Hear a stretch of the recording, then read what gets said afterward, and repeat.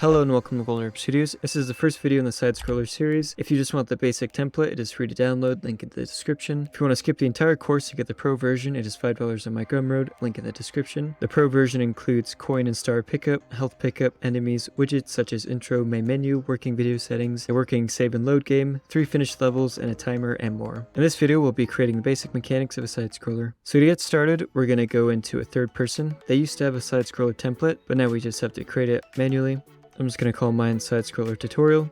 Make sure it's on blueprints, desktop, maximum, and you can include starter content if you want.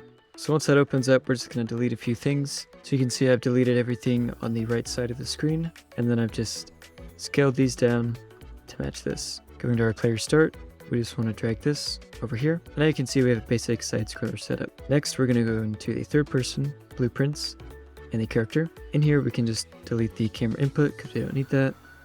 And then we'll come back to this later, go into the viewport and select the camera boom, untick inherit yaw, and then we're going to rotate the camera by 270 degrees.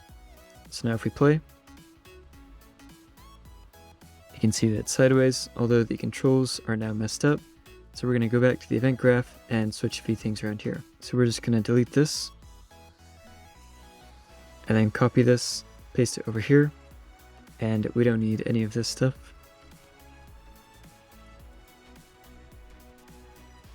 And then I'm just going to plug this into here, plug the Z into the Z, and then the return value into world direction.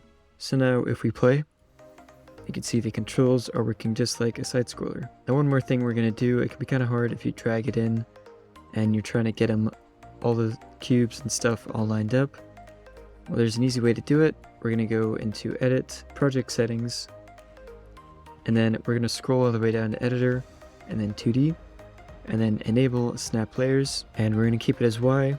We're going to drop down all of these, and I'm just going to call this one Middle Ground, and this one is going to be 680. Middle Ground is going to be 380, and the background is going to be 80. So now if we close this out, I'm going to delete the cube, and I'm going to turn on the Middle Ground, and turn on snapping. So now if I place the cube, you can see that it just stays, and I can't put it anywhere else except for on this invisible line. And that just makes it nice and easy to do something like this. And then the last thing that we need to do is, this is entirely up to creativity, but you just want to drag out some cubes and maybe make it a little bit of a challenge. You know, they got to jump up here and then make sure not to fall in here. And maybe they have to jump up here and then jump across. Then they find out they can't go this way, so they have to actually jump down here so they can finally make it to the end. And you can look up references of like Mario and other side scroller games to see what they've done, just to make it a challenge, make it fun. But you don't want to make it too hard, otherwise people won't want to play it. In the next video, we'll be creating coin and health pickups. Thank you for watching, and I'll see you in the next video.